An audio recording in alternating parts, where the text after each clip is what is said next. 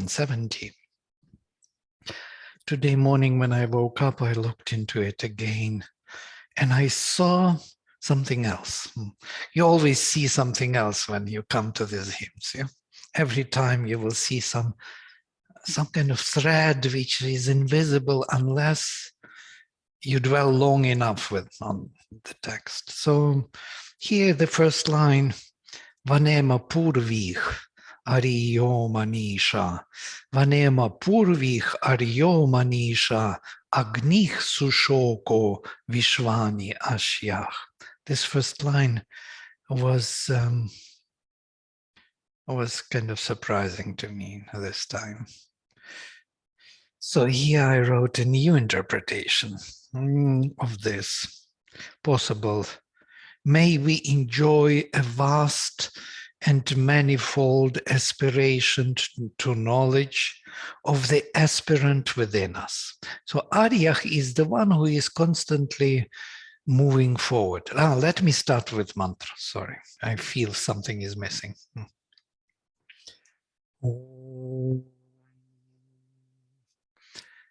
Vang me manasi pratishthitam, mano me vachi pratishthitam, aviravirma edhi, vedasyama anisthaha, shrutam me ma prahasihi, anena dhetena ratran.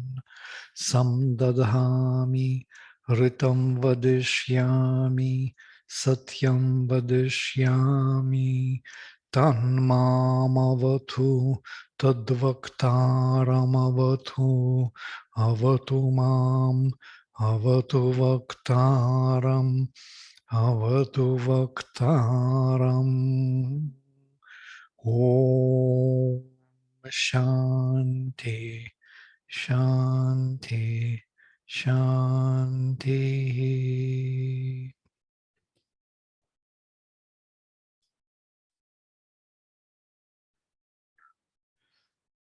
So this first verse, Vanema, I will run through them till the moment we stopped. Vanema purvi hariyo manisha agnih sushoko vishvani ashyah. Could be translated a bit different. May we win, we translate. May we win, Sri Aurobindo translates the many reaches.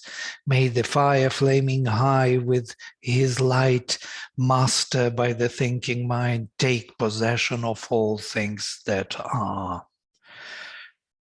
And I saw today a bit different. Vanema can be also not may we win, but may we enjoy.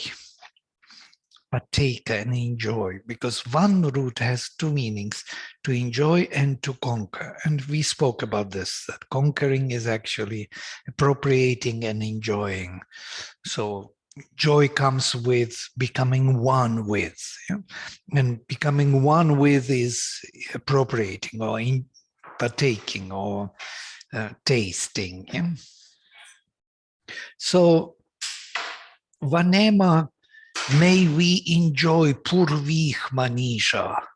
May we enjoy a vast, purvih can be translated as vast or in many places, in manifold, vast and manifold aspiration to knowledge. Manisha, I'm translating. Interestingly, manisha is a difficult term. It has manas in it, man, root, to know, and also this ish. Isha, interesting, which is the most probably from the root to seek, to aspire. From here, ichati, other roots there. So to seeking the mind, seeking the formation of knowledge, or aspiring to knowledge. And it is translated mainly as the wisdom, or thinking mind. Aurobindo translates master by the thinking mind, Ariyo Manisha. But here I kind of thought that it is what Purvih Manisha, many aspirations towards knowledge or towards the formation in the mind of the noble one, Arya, who is Arich, who is an aspirant, who is always aspiring, moving forward from root 3, to always grow, to always proceed forward, to rise. This is a good word, to rise in consciousness. So may we enjoy a vast and manifold aspiration to knowledge of the aspirant who is within us, definitely, that aspirant fire, flame. May Agni partake, and again, or enjoy Ashyach. Root Ash has two meanings: to reach, realize, and to enjoy, the same as one. Again, which confirms the same idea that reaching, obtaining, realizing, and enjoying, eating, partaking is the same meaning, or close meaning in the psychological sense. So may we enjoy the vast manifold aspiration to knowledge of the one aspirant in us. May Agni, that aspirant in us, partake or enjoy all things flaming perfectly. Basically, this is the invocation to this deeper aspiration in us, kindling the fire within us. Yeah. This is interesting. So that was my, and then knowing all the divine actions, this flame within us, and the birth of mental beings born in the body, I changed. Shibenda says of human beings, working the divine workings, and knows the birth of the human being. Manushasya janasya janma.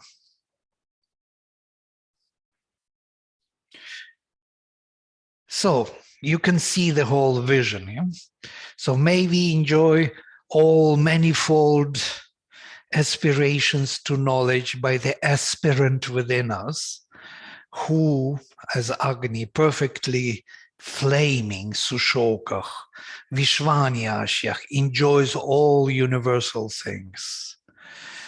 And knowing he, that aspirant within, or that Agni, knowing all the actions and characteristics of the divine, and knowing the birth of every mental being here in the body.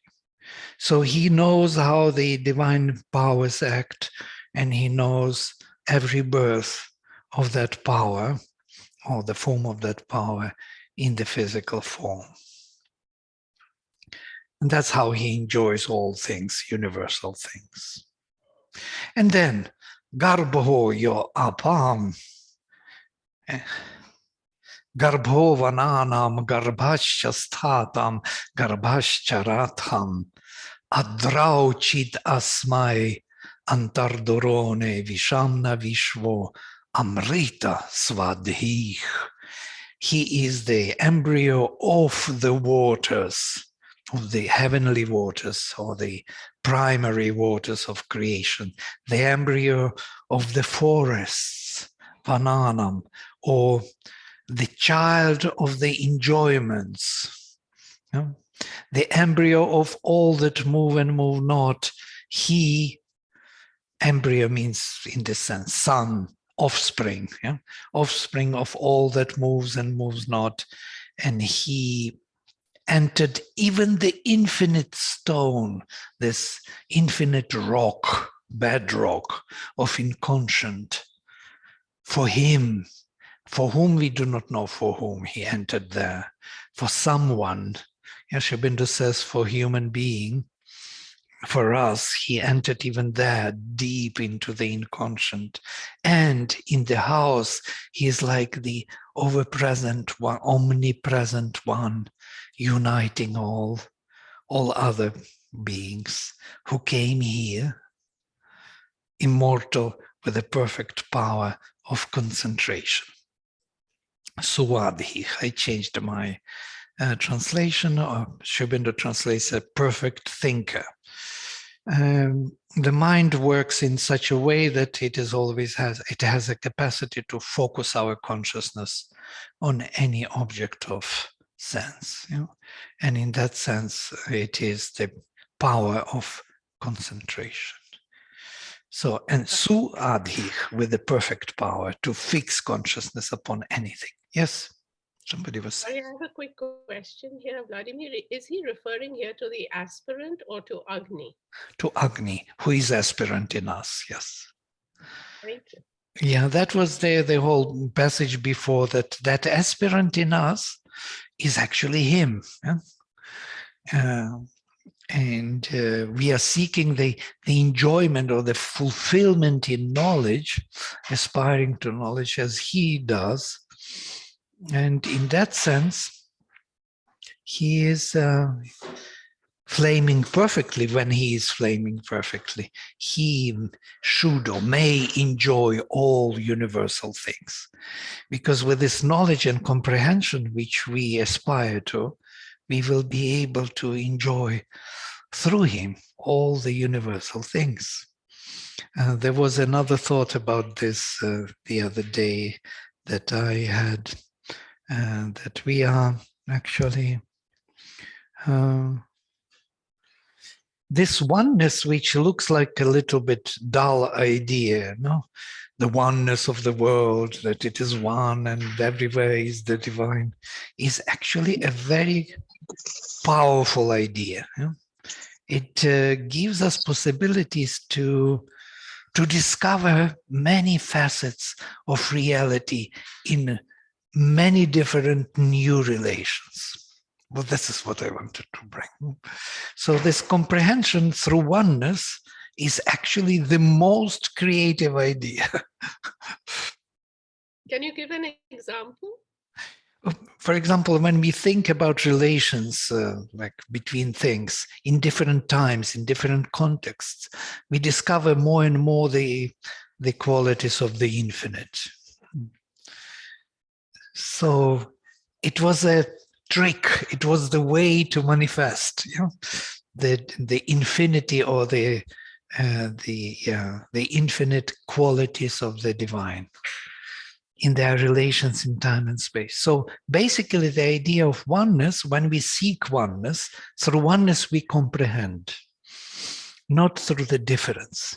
We see the difference when we seek oneness, that unique presentation of the one, of that or this object or subject.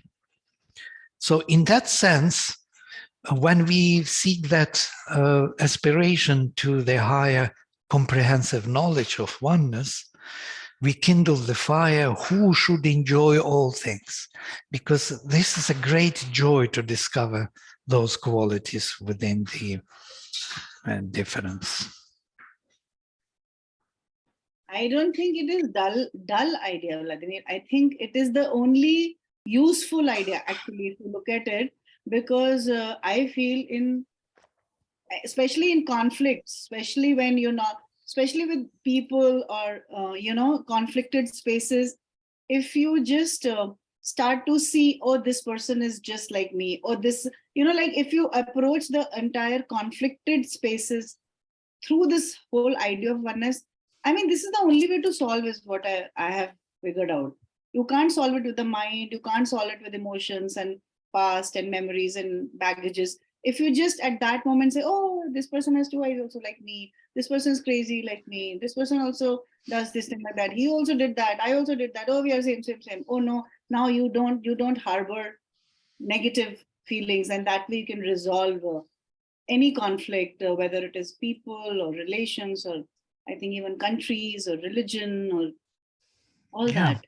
I agree. It's not a dull idea. It's a very smart and doable idea if you understand that how it is not really a far away, divine, infinite kind of idea. It's a very practical, like a very tangible, like it's a real thing. It's difficult, but it is possible. Well, through empathy, we discover our commonality with others. And I think empathy is one of the indications of grasping the concept of oneness as a reality. Right. Well, when I said looks like a dull idea, I didn't mean that it is a dull. I just wanted to say that it is the most creative idea ever. So the most perfect, powerful. Yeah, I didn't recognize where this kind of surprise comes of the comprehending new facets of reality. I thought if oneness is mentally, if you think oneness, what is there to really to see anything fresh, or new? If oneness is like a dull, everything is one and that's it in the mind. But when you start applying it to every context, you discover more and more elements and start comprehending and enjoying the reality. And this is what this oneness is doing from behind. Yeah? It's not visible totally, but when you assume that oneness and approach the diversity, you start valuing the diversity much more, because it connects to the oneness, to the infinity. Everything is infinity, a manifestation of this one beautiful, one omnipresent, omniscient, omnipotent, who is manifesting himself either in weakness or in dullness or in this, in that, in different forms, in different qualities. And everything becomes like some kind of marvel. Yeah. So this oneness has a very powerful influence on our perception of things, if we don't take it only conceptually, mentally. Yeah? So that's what I wanted to say. So in this case, this particular verse is interesting because may we, so to say, may we enjoy, that's what he says, or realize, obtain, may we enjoy the manifold riches or manifold aspiration to knowledge. Aspiration to knowledge is this constant growth or seeking the divine, yeah, or comprehension, which will allow us to enjoy the reality.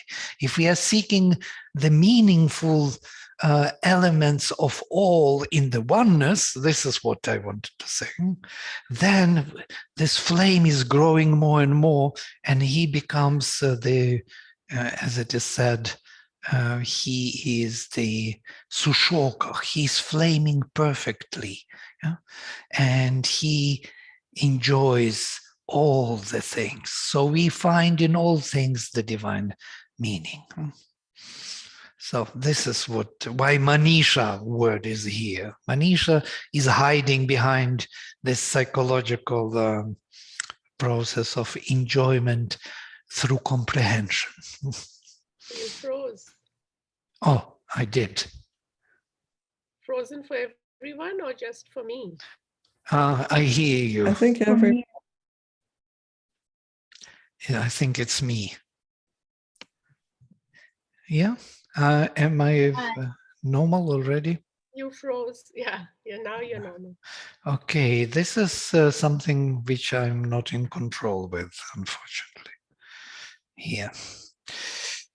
All right, let's then go ahead. So this kind of finding and the divine in all the forms through Agni, through our aspirant within, who knows all the divine actions and characteristics and birth of every human being or every creature in the body here, who has the mind. He is the son of the waters. He is the son of the forests or the greenery, the soma, this ambrosia.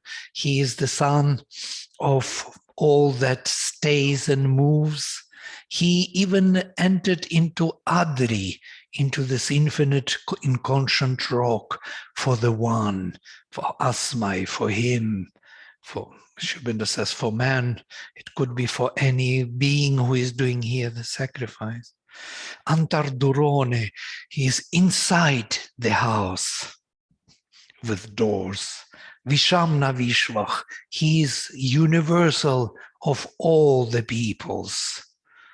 Amritach, immortal, Suadhich, the one who has perfect concentration. Basically, with this perfect concentration, he can achieve anything. He can focus consciousness on any action. He's the divine will, as Veda translates.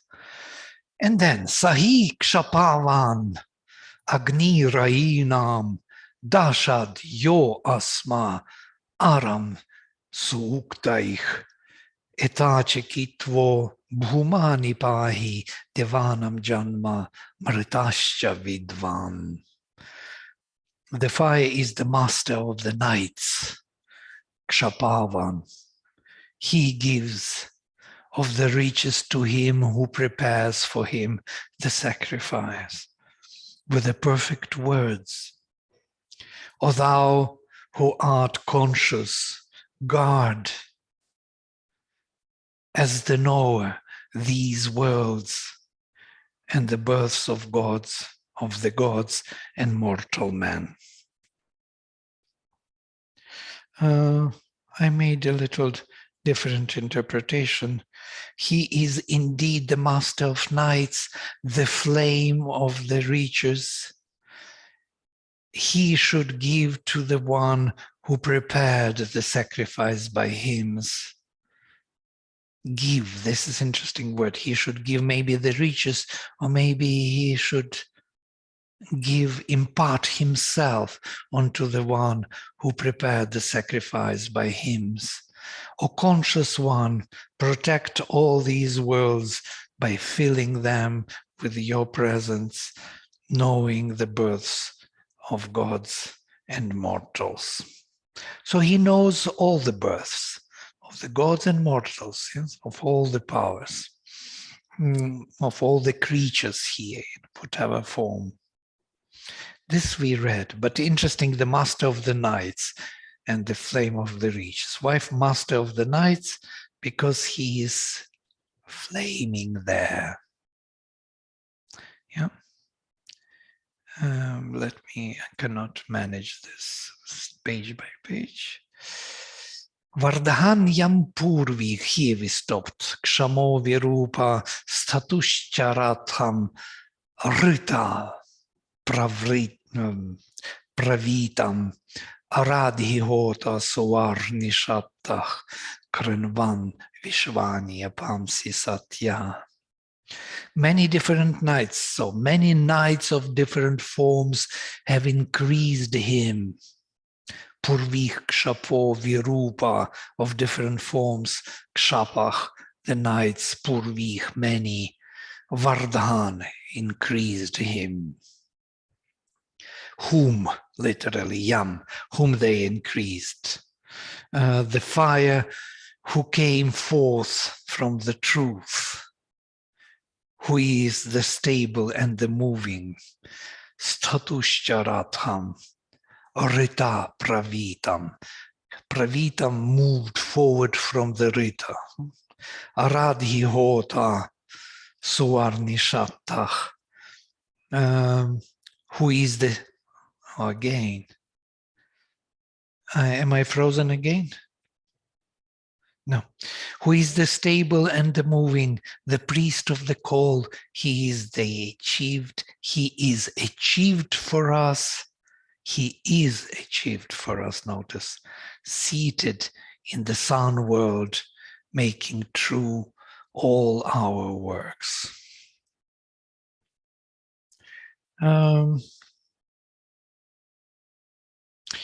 Here, there are a few interesting kind of difficulties with grammar. Aradhi means it's a passive voice. I translate here, the invoker is realized, or the summoner of the gods is realized, seated within the Svara world.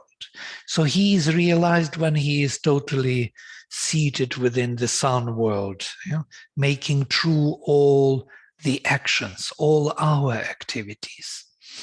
If our flame is rising to the sun world, all our activities become true, meaningful, powerful, effective. So the purpose is of Agni, of aspiration, to reach the sun, to rise to the heavenly flame. So this Agni is of three kinds. So he is flame in heaven, that is the sun, flame in Antariksha, that is Vayu, and flame on earth, that is Agni. So triple Agni. And once it is united, our actions become meaningful, powerful, effective. They are not effective because our aspiration is not reaching the heavenly flame. So once they are united, heaven and earth are united, then we have full effectivity in our action, efficacy. So here, interesting few thoughts. Many different nights nourished him, made him grow.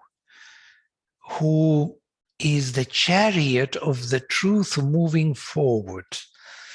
Ratham ritapravitam, literally, ritapravitam, moving forward by the dynamic truth, Ratham, the chariot, Sthatusha, of the one who stays.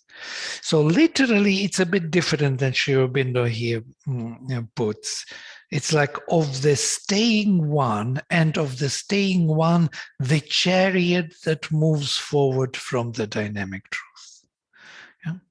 So who is this staying one? But everybody translates it as Sri Aurobindo does also. That is that who is the stable and the moving. But well, maybe also, yes, who is the stable and the moving, could be. Who is staying and the chariot at the same time, moving forward by the dynamic truth. This is the paradox. Who is stable, moving not, and who is like a chariot moving by the dynamic truth. Moving and moving not. And the other paradox here is that Hotar, the invoker, the summoner of the gods, is realized, aradhi, or achieved, or he is achieved, he is realized, being seated in the Swar world, Soarnishatta. So then he is realized. Yes? He gets realized when he's seated in the Swar world, and then he makes all our actions, all the activities true. So basic, yeah? Sorry, what is the Swar world? I'm forgetting right now. Swar world is that beyond our mentality, what Sri Aurobindo calls overmind, yes? Okay. Many times it's the world of the ray of the sun. Many times, especially in the Rig Veda and in other Vedas, Swar is associated with Bhurbhuva Suvaha later, is associated with the highest world. Sri Aurobindo thought about Swar as the supermind for a long time and was interpreting Vedic texts in this way, that Swar was the supermind. Only later in 1930s, he discovered that that wasn't supermind, that was overmind. And he discovered it by experience, that power of that realm, of the overmental realm, cannot transform the physical substance, cannot make changes, drastic changes in the physical. And then he understood that there is something beyond. And then he moved beyond and he discovered the supermind. So for the longest time, till 30s, he thought that Swar was the supermind. And all his interpretations of the Rig Veda are based on that. But then later he makes this correction, change. Well, the realm of this of the rays of the sun are actually connected to this. Text me when you're ready. We've switched location and I'll come get you. We're right down the hall. Sure. Remember Brian's room where he had the big screen and we all had those little chairs sitting around? Just text me and I'll come Okay, back and get you. thank you, thank you. They're preparing the presentation. So now this Svar Nishattach is also understood as in the highest supramental realm, yeah? In a way. They do not, only some of the hymns will speak that Svar is some kind of outcome of the supermind. First, reaching of the light into the darkness, and then when the light pervades the darkness, as we spoke before, yeah, the rays appear.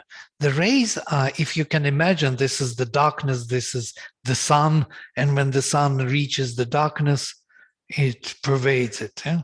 So the rays are nothing but extensions of the body of the sun into the darkness. Yeah?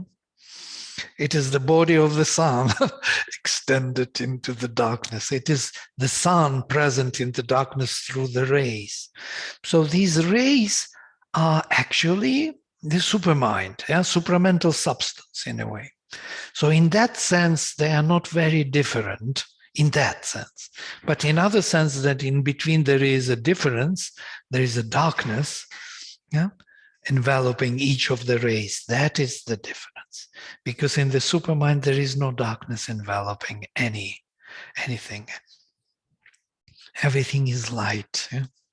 Though it is distinguished as the individualized form of being, still it is enveloped in light, in oneness of light, not in the darkness.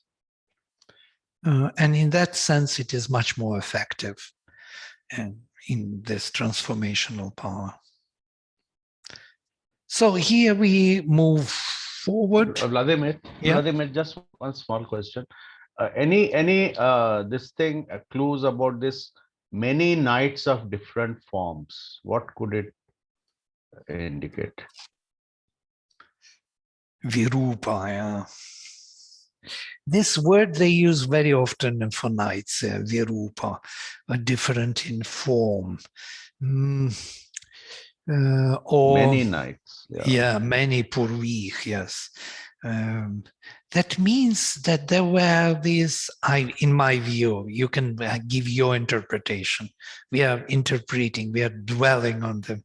So the many nights means that there were rising and falling, rising and falling. Yeah? There was a process of achieving higher consciousness and bringing it down into the unregenerated being. And in different ways it was done. In different ways it was asked, because the night is that which is to be transformed. Yes? So where consciousness is lacking, where there is no consciousness in the degree it should be, there are lesser nights and greater nights in the Veda. There are deeper nights in conscient ones, and there are starry nights where there is less work is needed, where we can rest. So, but this is all possible nights, like grades of the nights, yes, so to say. Closer to the, as we discuss in our course on sleep, we have subliminal nights and subconscious nights.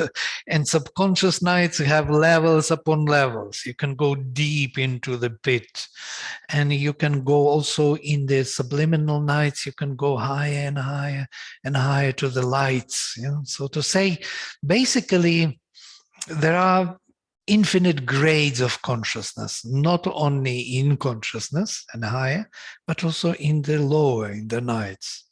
And why it is many, because there are many events which are, how to say, interrupted by the light events, day and night, day and night. By the way, this modulation day and night, dawn and night, these two sisters, they are exchanging the same space. One is vacating space for the other, and they're constantly modulating our movement forward. Why they are both needed? Because this is the way how the sacrifice is done. We are constantly transforming something by bringing light into the darkness. Darkness is slowly changing, and the deeper darkness reaches, the higher light is growing. And it's constantly ongoing process of moving forward. This alternation of day and night, or dawn and night. The two sisters, different in form, they are also called Virupa, different in form. And many times they even call day and night as ushas, as two ushas, as two dawns. But that is the grammatical thing, but quite interesting to think. That's like they are both ushas, because when the dawn is coming, she is shaded up, all her shades of light, all the hues of light are shaded by the night. We would not see the beauty of those hues if the night sister would not give a hand, you know. So this is something which only Vedic rishis perceive. They love night for that. She is needed. So in that sense, he is also the master of the nights, the flame, the divine will. Because, and these two are his mothers who feed him, who make him grow. This alternation of light and night are necessary for the fire to grow more and more. They are feeding him his growth.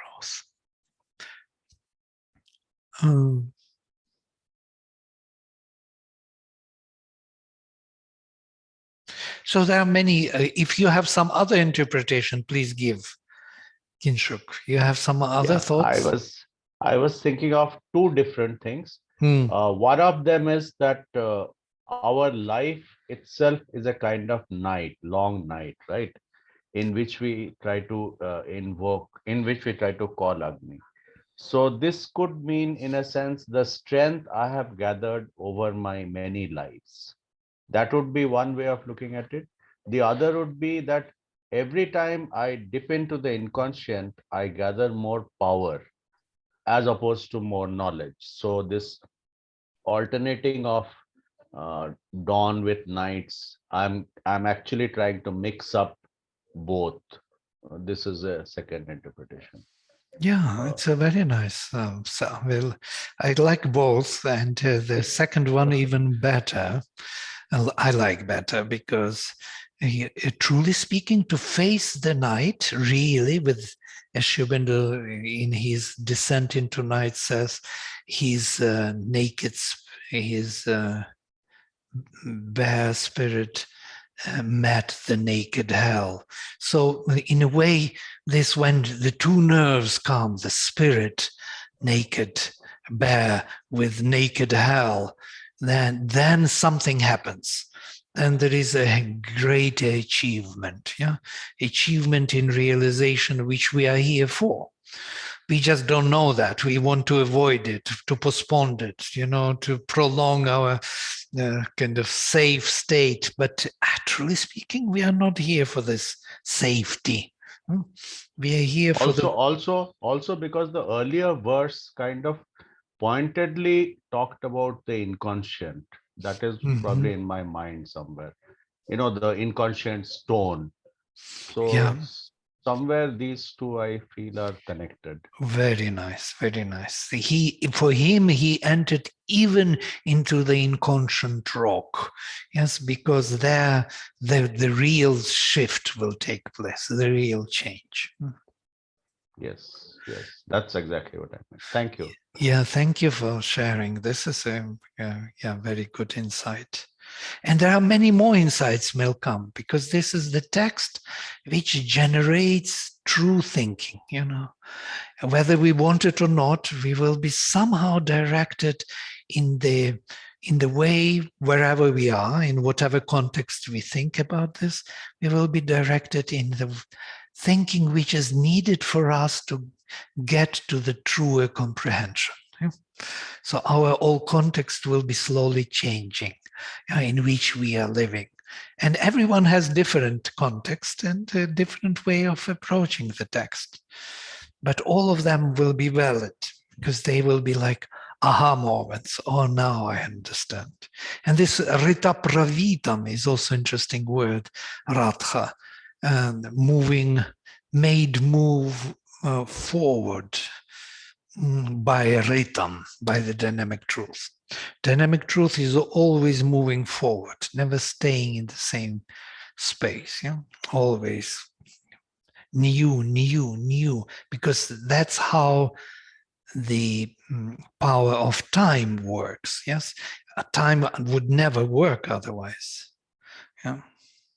Oh, you are muted, Kinshuk. Sorry.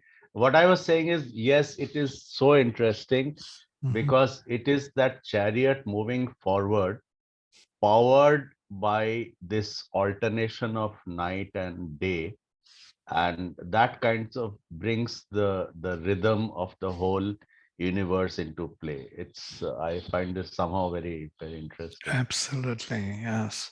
This alternation is the rhythm, the engine, the pumping these, pistons which are giving the whole movement forward. It's true in a way, or they are the result of that force of the dynamic truth which pushes everything forward. And because we are in between light and darkness, so these have to alternate, because you have to include all of them into this movement. Yeah, you can't include only light and leave the darkness there, because there will be no world. So There'll be no movement, there which is will, the world, essentially. yeah, Jagatyang Jagat, as they say. So that is absolutely. Jagat is the movement in a way, and that is the world. Yes, absolutely. Vladimir, the Yes. image of a pendulum is coming in mind. The more it swings to one side, it has to go to the other side. So ignorance and light, dark and, you know. Yes. It must be everywhere, it must be in all, wherever you will look, you will see these two acting, two mothers of Agni, feeding him, making the divine grow here, because this is the way how it was arranged by the divine. He found the way to do it this way. And we are just wondering about it, living in this huge bubble of space with these billions of galaxies around shining onto us. Even if you think for a second that we are living in this, and above there is an open, huge space, infinite, we just forget, we are kind of here. But this sun, there's a huge sun, a huge moon, something is moving there all the time. We are flying with a huge speed through the space. Our galaxy flies 1 million kilometers per hour. 1 million kilometers per hour. And we are sitting here steadily like Statushya Ratham. We are in the Ratham, which is of the steady one.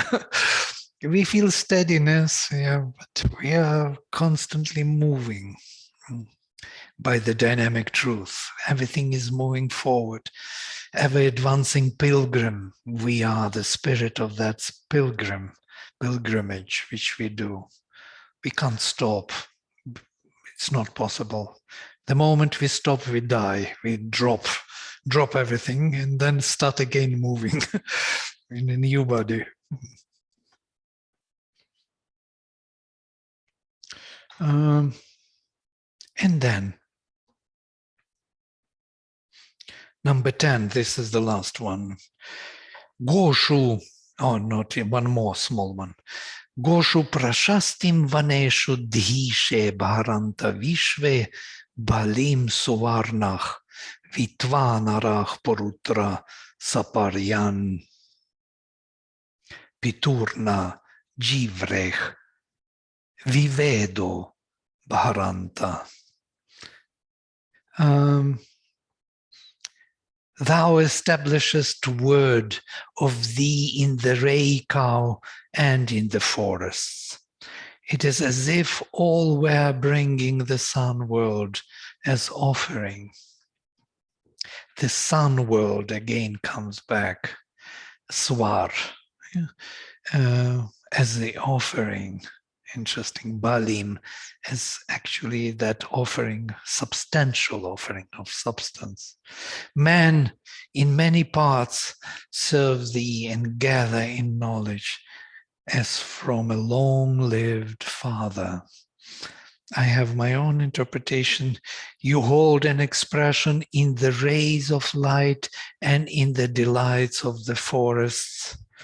The heroic souls serve you in many places as if belonging to the ancient father.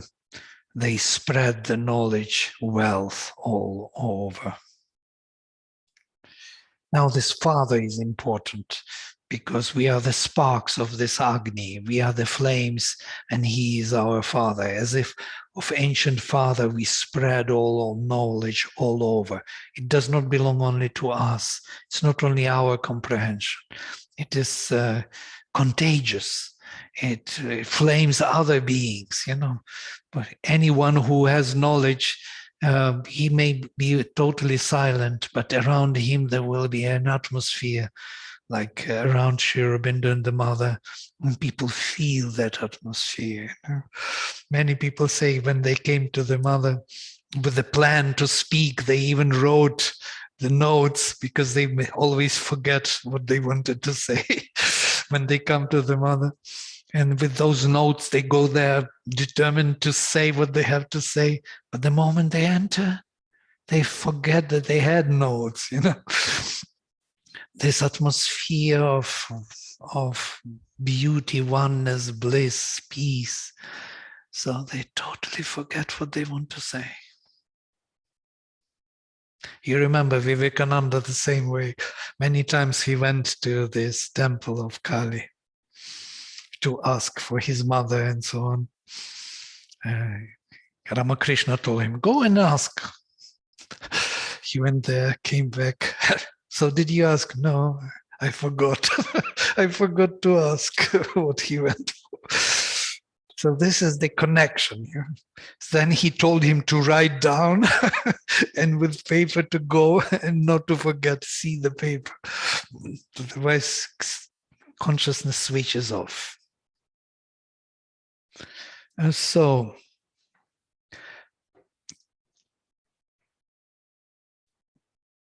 you hold an expression in the rays of light and in the delights of the forest. The heroic souls serve you in many places. Porutra, everywhere. As if belonging to the ancient father, they spread the knowledge wealth all over as the creator's power. Or there can be another interpretation. You establish the word pointing ever forward. This is also an interesting. Prashastim. Ruchas is shamsati, yes, is to point and or to distinguish in the pointing, but prashastim, pointing forward. So the word or the word which is pointing ever forward as the flame of aspiration in search of the rays of consciousness and the embodied delights of immortality. So Vaneshu Dhishe Goshu. Goshu in the cows, Vaneshu in the forests. Why cows and forests?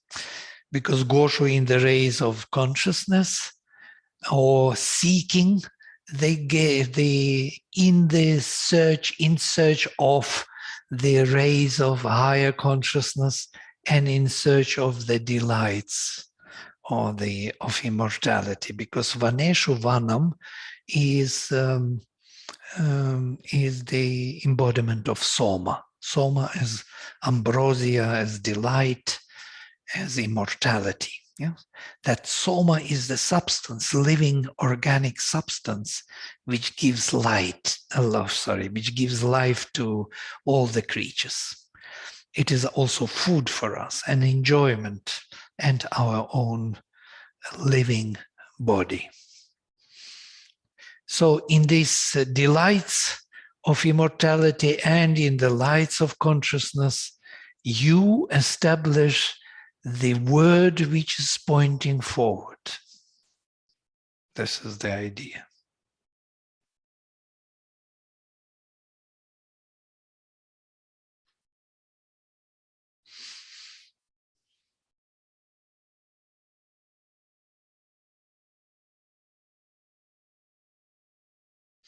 And the heroic souls of man, that is our souls, and together with the gods as our powers, in many ways, in many places, they worship him, they seek him, they want him, they aspire to him, they serve him, they live for him, growing here, as of the Father, ancient Father.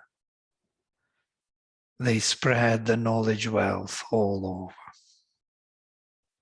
So these are the allusions, yeah, Vedic allusions, connections, very subtle.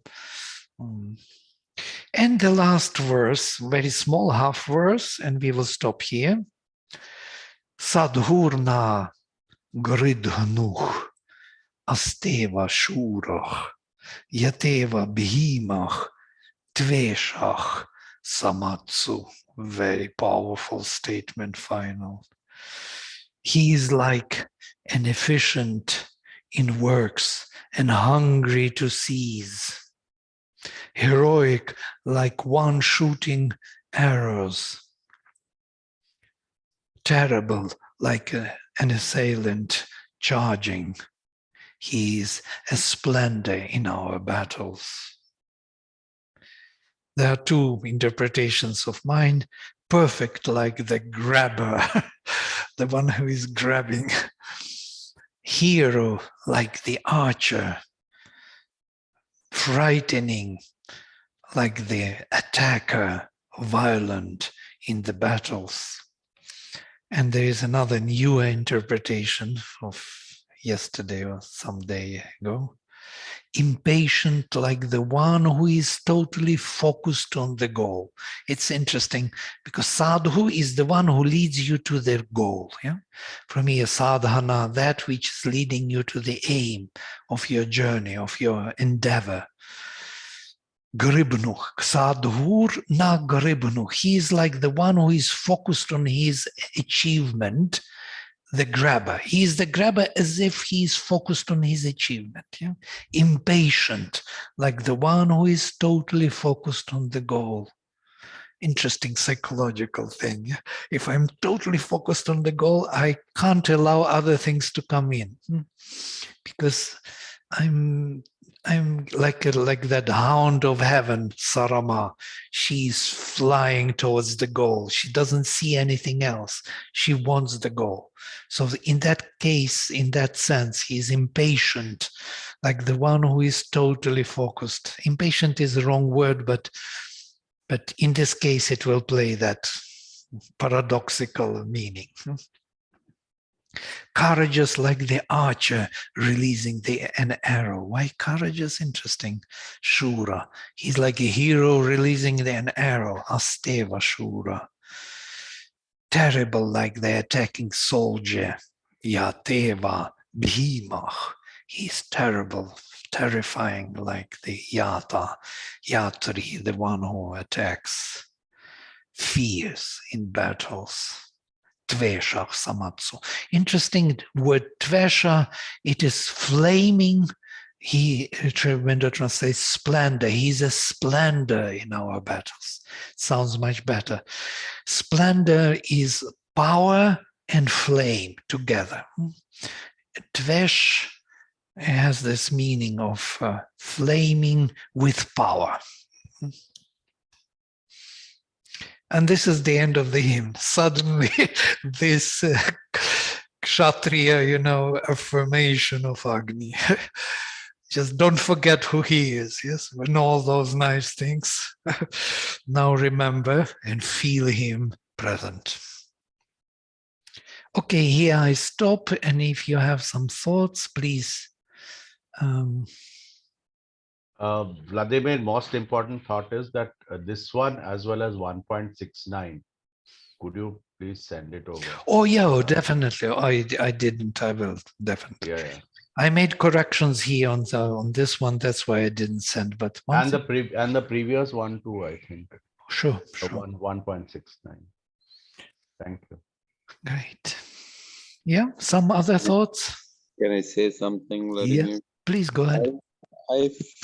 That's just a feeling. I might be wrong. I feel the verse 4, where many nights of different forms have increased him, and that verse is related, or is this last verse, last line, he's like one here is trying to explain different possibilities, different forms.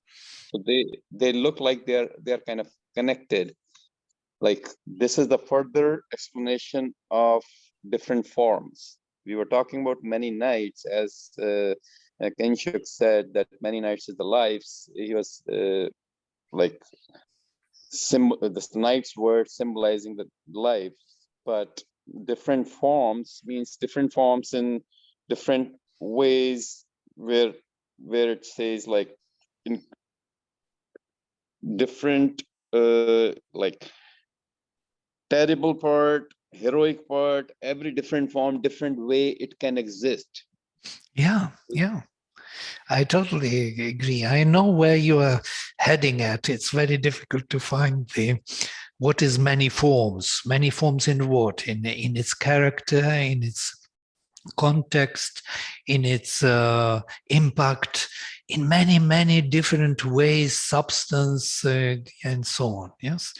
So levels of consciousness. We try to cover this, but of course it's never enough. You have to come back to these many forms. Yes, Nidhi. It was you, Nidhi, was talking. Shiv. We both are together here, but Okay, because we don't see you, that's why we just Sorry. Okay. Lovely, you could join. Our group is quite big, 16 people. It's very nice to have in the group of studies of the Rig Veda. Usually it's never so many.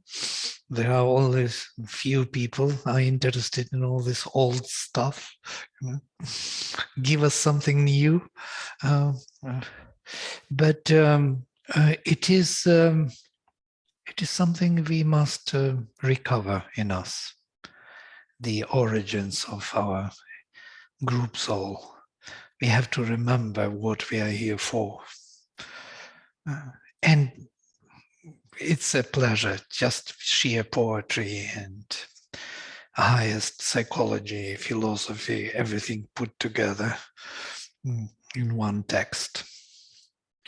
There's nothing of the kind in the world. There are many great philosophies, Upanishads and Gita, there are tantras, there's so much already created, but nothing of this kind. Yeah?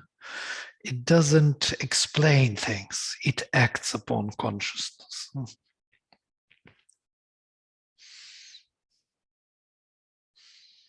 It's as if we are becoming the rishi, or the aspirant. We feel the aspirant within. This is what is doing to us. It's another format. That's why they call it that it is not really the jnana. Yeah, it is more karma. Karma, in a sense, it acts upon us.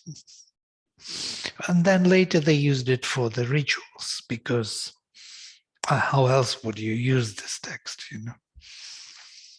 It was used as svadhyaya, to read to yourself, to enlighten yourself in the secret place, But then later it shifted and started to be used in rituals and in the temples later. So, but then it lost its meaning. Yeah? It became a text only for the rituals.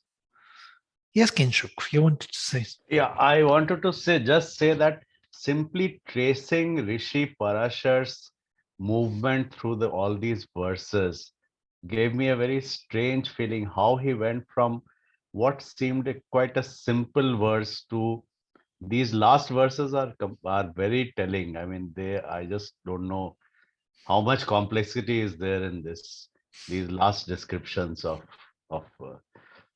how Agni moves through the thing. It's just amazing. I was very, very surprised with the whole thing. Right. It's Yeah. much more complex than we expect. We expect When we some. started out, it was a simpler kind of Uh-huh. rhythm, like this, like that, not like this. I mean, it was more than this, more than that, and then it has gone to something else entirely. Thank you very much, Vladimir. Yeah, thank you. Thank you for being a part of this important study and satsang that we all come in the light of the Rig Veda, you know, and Sri Aurobindo's interpretation. It's a great thing to do. There's something happening, some sacrifice, you know, in the world. All these parts of the earth are connected. Suddenly those threads of the rishis are becoming more alive, more luminous, and it impacts the world. Suddenly new thoughts people receive, or they do better deeds, or they realize better thoughts, and we don't know why.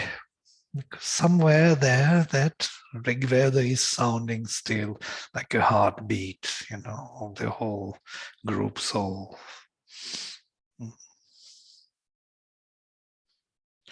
Great. Vladimir, Yeah. you know, I got this feeling like, no, when I come here and listen, the ray of light and the delight of the forest is just like that. Mm.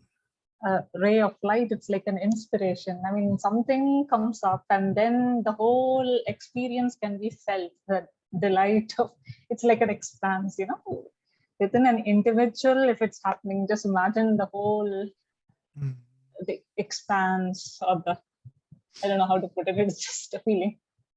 Yeah, and the delights of the forests. Can you?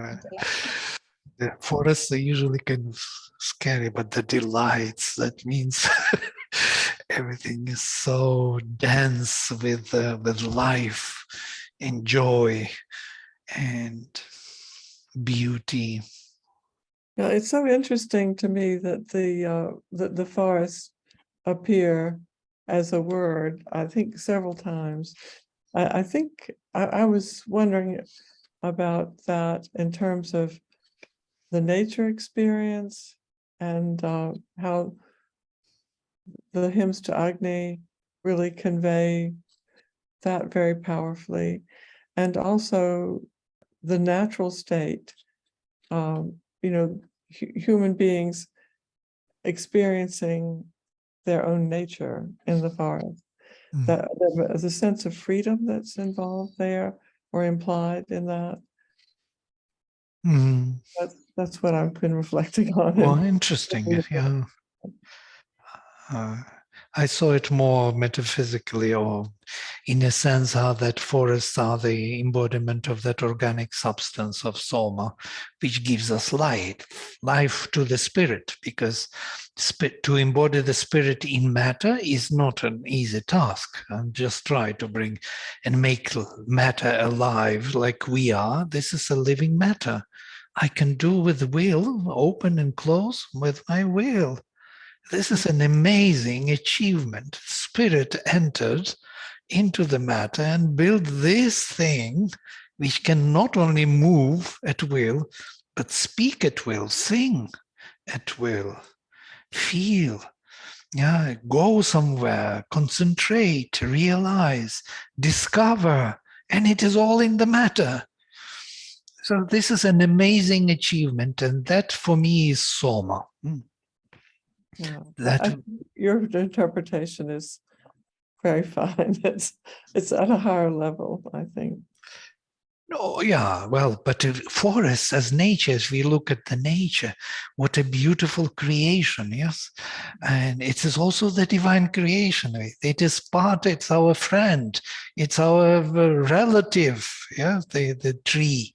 It's not someone who is to be cut and eaten and burnt and that's it. It's not that way only.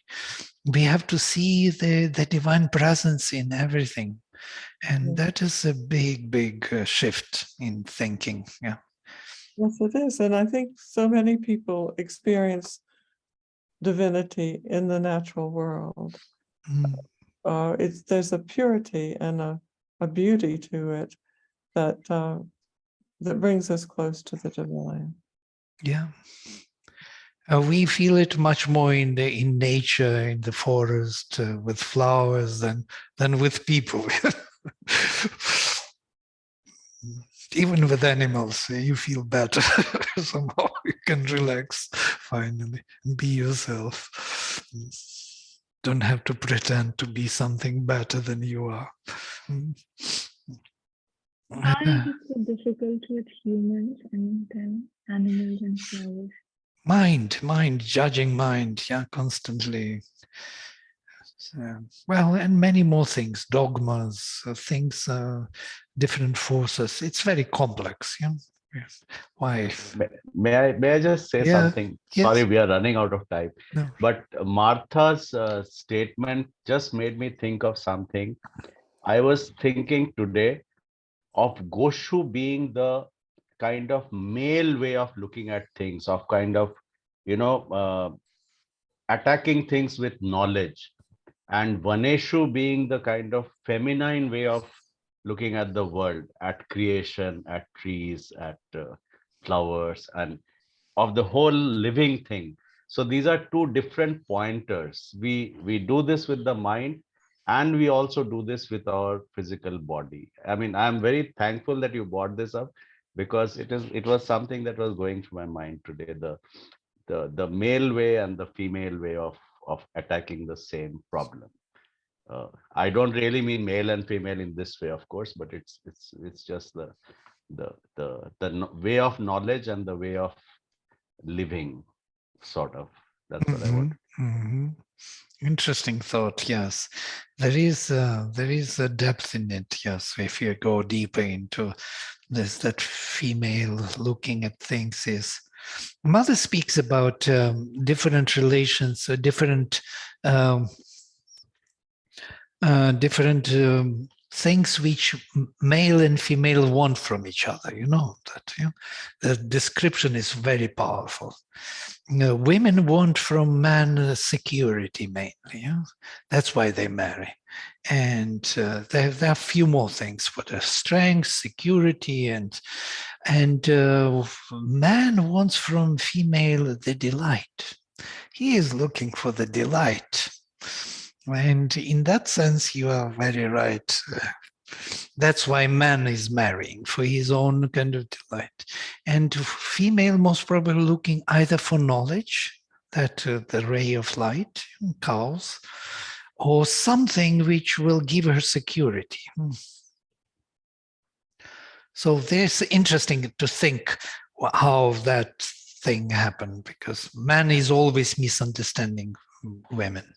Yeah, in that sense, when they marry, generally, I'm speaking generally, 90%. Yeah, there are of course cases exceptional where people seek partnership and some higher idealism and so on. It's rather rare. Great, thank you all. And so I will close with mantra. Om Sarve Bhavantu Sukhinaha Sarve Santu Niramaya Sarve Bhadrani Pashyantu Ma Kaschit Dukha Bhag Bhavet. Om Shanti Shanti Shanti. Shri Guru Bhyo Namaha Hari Om. Hari Om.